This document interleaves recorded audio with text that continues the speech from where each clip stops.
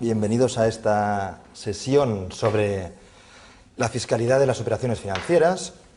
Y, hombre, más que nada yo, antes de empezar, os diría que la fiscalidad vista desde este ámbito de las operaciones financieras puede enfocarse como la pura fiscalidad de lo que es una operación financiera o un producto financiero, saber cómo tributa una libreta de ahorro, saber cómo tributa un producto de seguro, una venta de un fondo de inversión.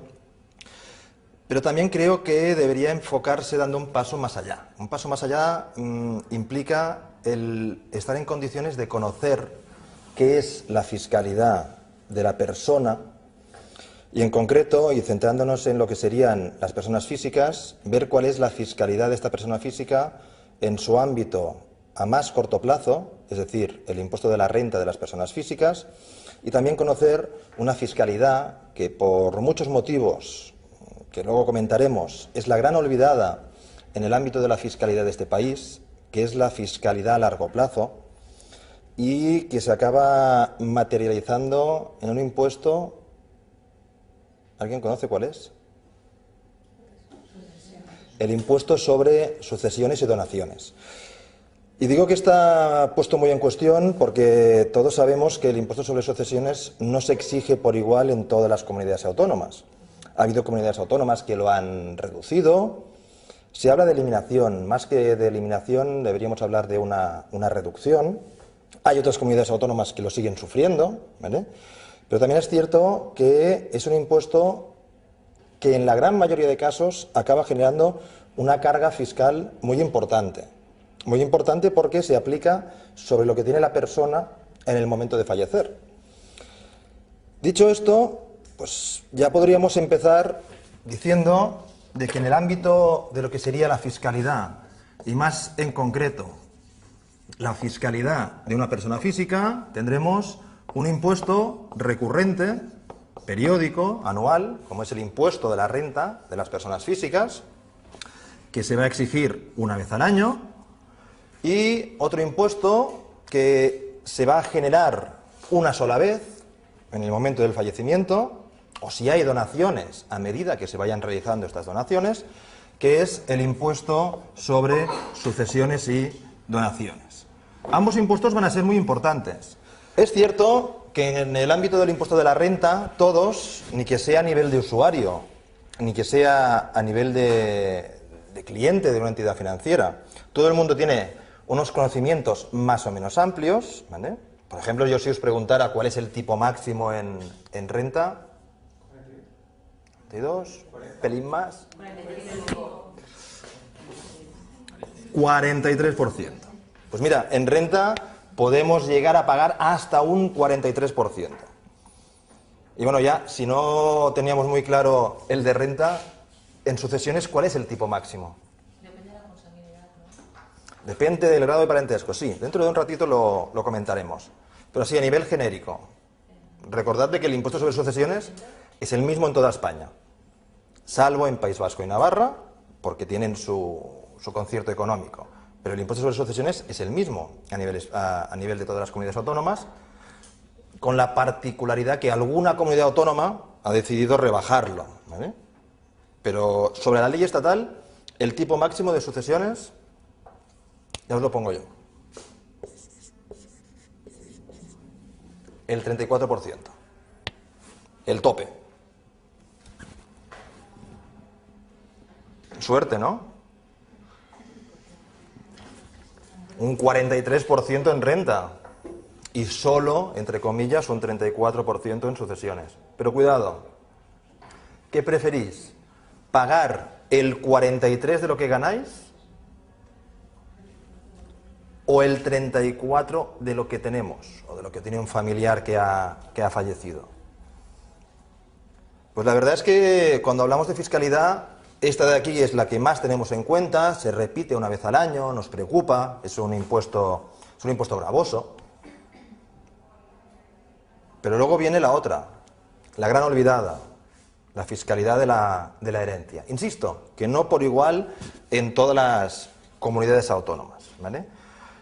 También hablando de comunidades autónomas, recordad de que aquellas comunidades autónomas que han reducido este impuesto, lo han reducido siempre y cuando la herencia sea en favor de hijos, nietos y el cónyuge. Pero no hay descuento si el que hereda es un hermano, es un tío, es un sobrino, ¿vale? Es decir, que estas ventajas fiscales que oímos muchas veces se van a centrar solo en lo que es familia directa. En Madrid se puede heredar de padres a hijos y no se paga sucesiones. No se paga, no. Lo que tenemos es una reducción del 99%. Sí, en la práctica es una eliminación del impuesto. Pero en Madrid, si el que hereda es un hermano, va a pagar como pagamos en Cataluña o como se puede pagar en cualquier otra comunidad autónoma. Cuidado. Es decir, que se trata de un impuesto que tiene una cierta complejidad, porque en función de la comunidad autónoma en la que estemos, podemos generar ahorros fiscales que podrían llegar a ser muy importantes. Dicho esto, sí, tenemos o podemos ya configurar esta fiscalidad que los que nos dedicamos a esto denominamos como fiscalidad a corto plazo, la inmediata, la recurrente, la que se genera una vez al año. E insisto, la que más gente conoce, precisamente por eso, y una fiscalidad a largo plazo que por muchos motivos, familiares, psicológicos, de recurrencia, no se va reproduciendo de forma habitual, con lo que queda en el fondo del cajón, nadie la tiene en cuenta, hasta que llega esta sucesión, este fallecimiento de un familiar, y se tiene que hacer frente a cantidades que podrían ser no del 34%.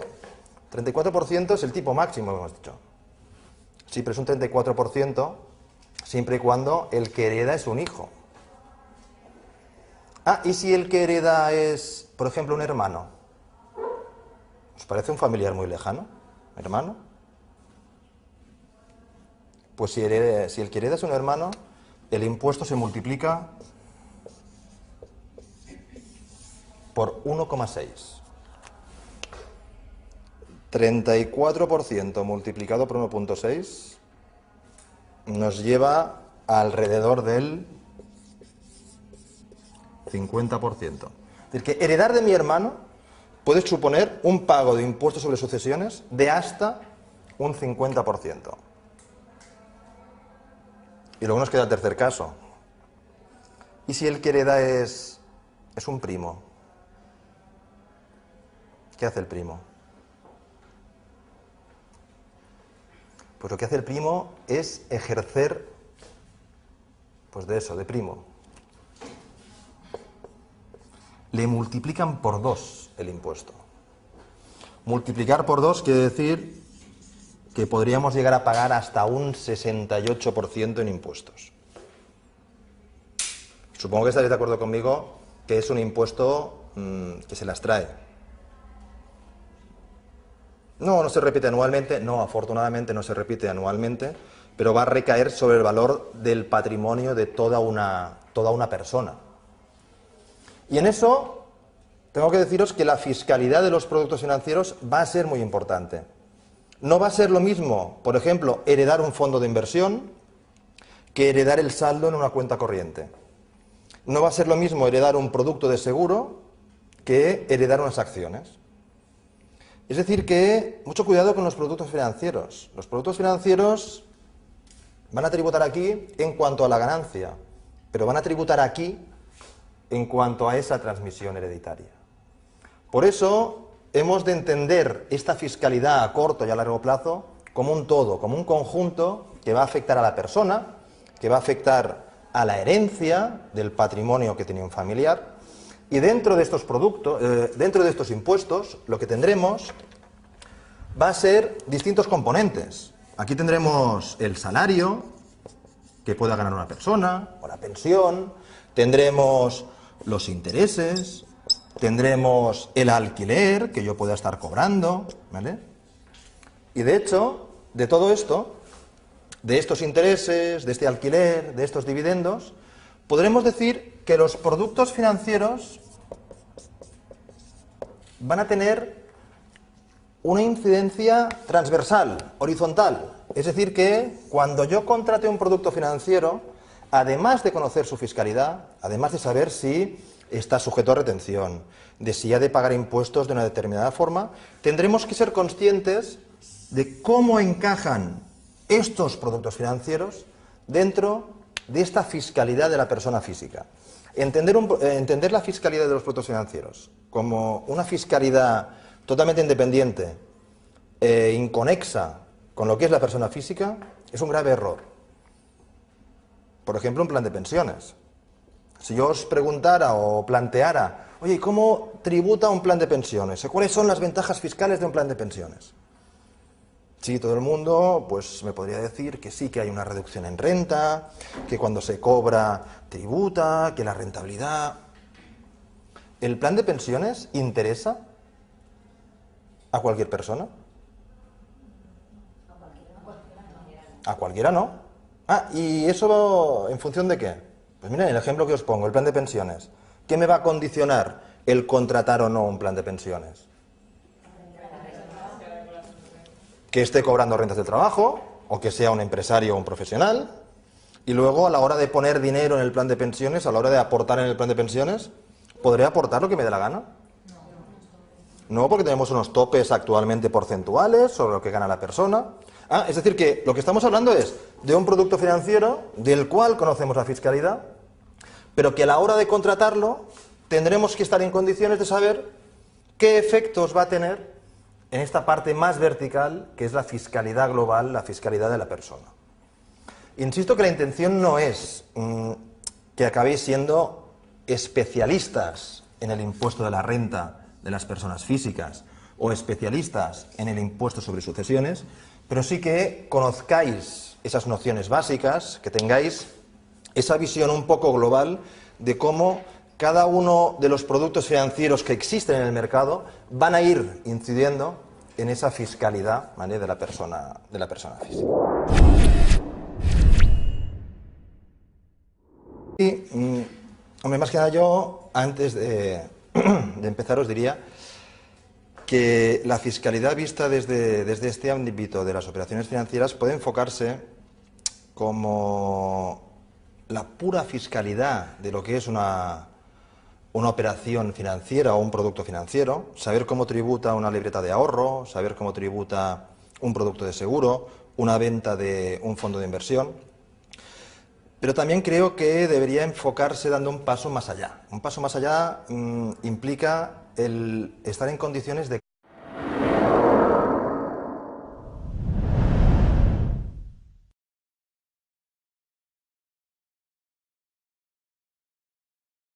Bienvenidos a esta sesión sobre la fiscalidad de las operaciones financieras y conocer qué es la fiscalidad de la persona y en concreto, y centrándonos en lo que serían las personas físicas, ver cuál es la fiscalidad de esta persona física en su ámbito a más corto plazo, es decir, el impuesto de la renta de las personas físicas, y también conocer una fiscalidad que por muchos motivos que luego comentaremos, es la gran olvidada en el ámbito de la fiscalidad de este país, que es la fiscalidad a largo plazo y que se acaba materializando en un impuesto... ¿Alguien